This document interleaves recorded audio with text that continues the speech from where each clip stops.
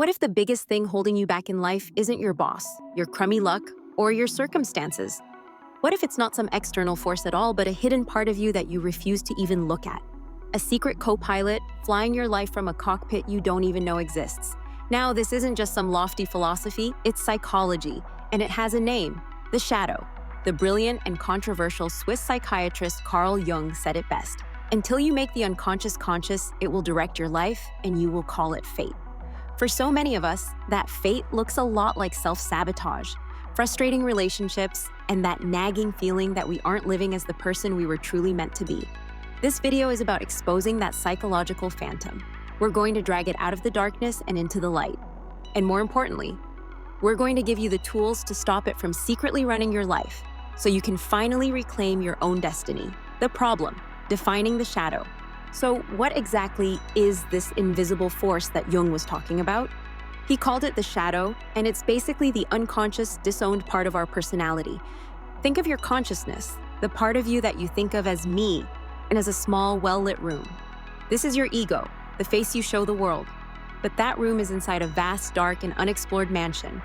That mansion is your unconscious, and the shadow is the primary resident. Ever since we were kids, we've been dragging the psychological bag behind us. Into this bag, we shove every part of ourselves that we, our family, or society told us was unacceptable, weak, or embarrassing.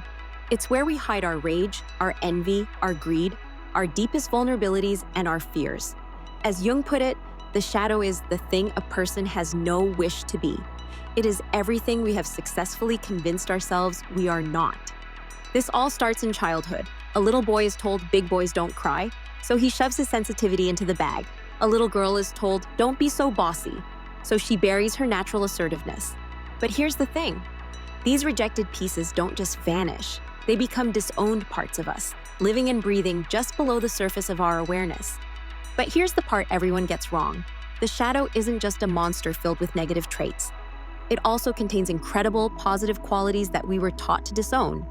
Maybe your creativity was brushed off as a waste of time, so you packed it away. Maybe your spontaneous joy was shamed into silence. These golden traits, your untapped courage, your raw artistic talent, your capacity for deep love, can also get tossed into the darkness just because they didn't fit the mold. This creates a massive split. On one side, we have the persona. This is the polished, perfect mask we wear for the world. The good student, the tough professional, the kind friend. On the other side is the shadow, holding everything the persona isn't. And the more perfect and rigid our mask is, the bigger and darker our shadow gets. That tension is the source of so much of our inner turmoil, because while we're consciously living through the mask, our shadow is unconsciously pulling all the strings. The agitation, the shadow in control. So how does a part of you that you don't even acknowledge manage to call the shots in your life? It operates in subtle but devastatingly effective ways, mainly through projection, a fraudulent persona, and good old-fashioned self-sabotage. First, and most common, is projection. This is when we unconsciously take our own disowned traits and pin them on other people. Jung said it perfectly: everything that irritates us about others can lead us to an understanding of ourselves.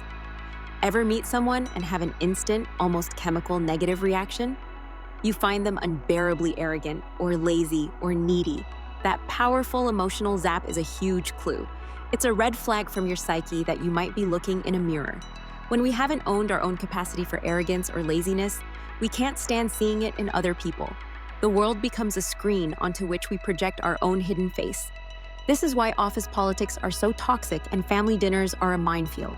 We're not just reacting to the people in the room, we're reacting to the ghosts of our own disowned selves. A man who was taught that aggression is bad will constantly see others as hostile, reading threats into neutral comments. He's living in a world he's painted with his own shadow. Second, the shadow controls us through the sheer exhaustion of maintaining the all persona. The persona is that social mask, and it's a necessary tool. The problem starts when we mistake the mask for our actual face. When we over-identify as the always nice guy or the perfect mom, we create this insane internal pressure. This leads to that pervasive feeling of being a fraud. Someone gives you a compliment and you feel a jolt of guilt because you know the messy reality behind the polished mask. You feel exhausted, not from your actual work, but from the massive energy it takes to constantly suppress the parts of you that don't fit the brand. That nagging feeling? That's your shadow at work. It creates a deep sense of inauthenticity because, on some level, your soul knows it's living a lie. The more you deny your shadow, your anger, your flaws, the more it will find a way to rebel, threatening to crack that mask at the worst possible moment. Think sudden emotional outbursts, anxiety, or burnout. That's your unconscious screaming for a more honest way of living. Finally, and most destructively, the shadow controls us through self-sabotage. This is when the unconscious directly steers the ship, and we just call it fate. Ever find yourself on the verge of something great? A healthy relationship, a dream job, only to inexplicably tear it all down? You miss the deadline, you pick a fight, you fall right back into old habits. This isn't just bad luck, it's often the shadow asserting its power. Maybe a part of you is terrified of success because you were taught that standing out is dangerous. So while you consciously apply for that promotion, your unacknowledged shadow is behind the scenes, making sure you fail. It makes you procrastinate, forget key details, or say the exact wrong thing in the meeting. Or if you've disowned your own need for closeness because you're scared of being vulnerable, you'll find yourself pushing away every good partner who gets too close. You consciously want love, but your shadow makes sure you stay isolated and safe. These patterns aren't a curse, they're clues. They are the language of your unconscious, pointing you directly to the parts of yourself you've refused to look at. So, how do we stop this? How do we take back the controls from this hidden co-pilot? Well, here's the twist. You don't fight the shadow. You can't destroy it or exorcise it because it's part of you. The goal isn't elimination, it's integration. This process, as challenging as it is called shadow work. Shadow work is the journey of turning your attention inward to make the darkness conscious. It's about exploring those disowned parts of yourself with the goal of understanding, accepting, and finally reintegrating them. This path isn't easy. Jung himself said, "One does not become enlightened by imagining figures of light, but by making the darkness conscious." It takes real moral courage because it means facing the very things we've spent our lives running from. But it is the only path to becoming a whole, authentic, and truly free person. Practical tools for integration.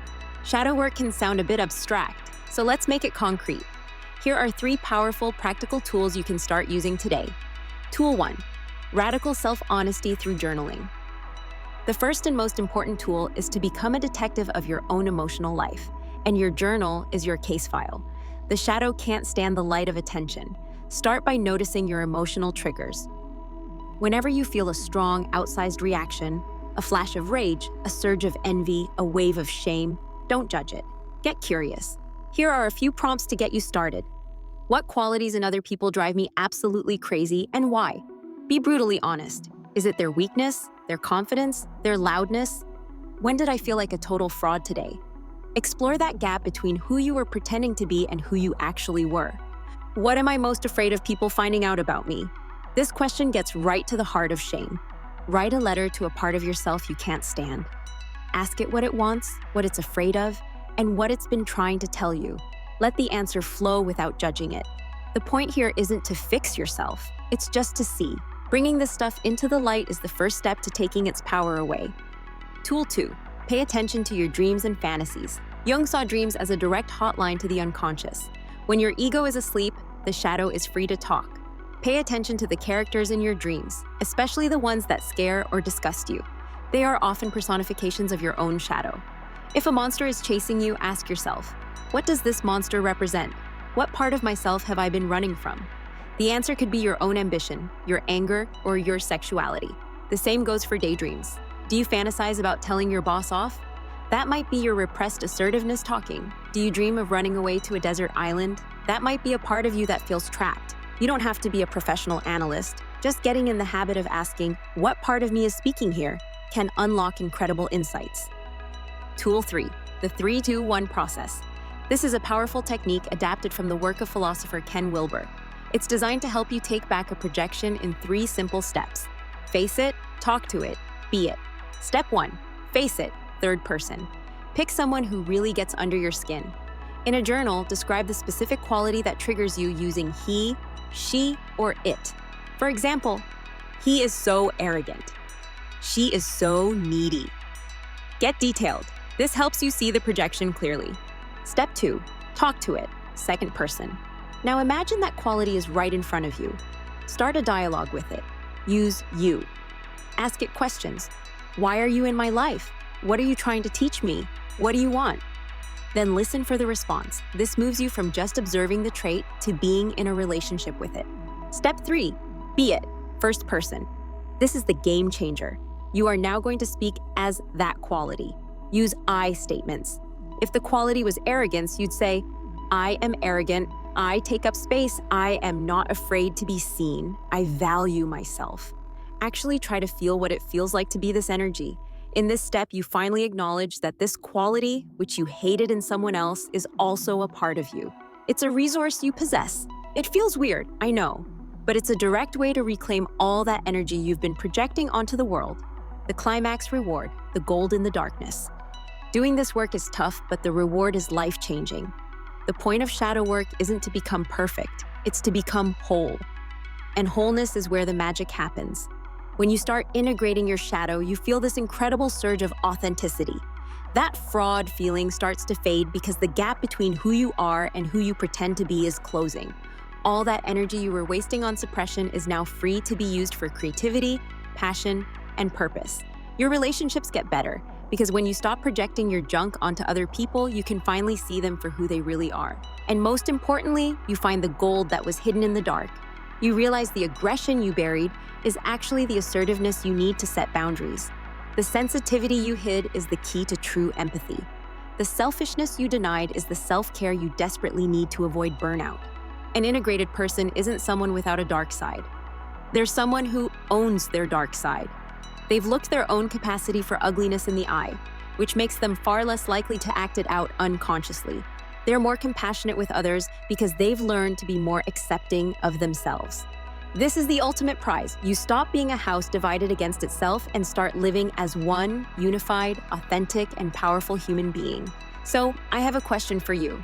Share in the comments one thing you judge harshly on others that, after watching this, you might be willing to face within yourself. Let's get this conversation started.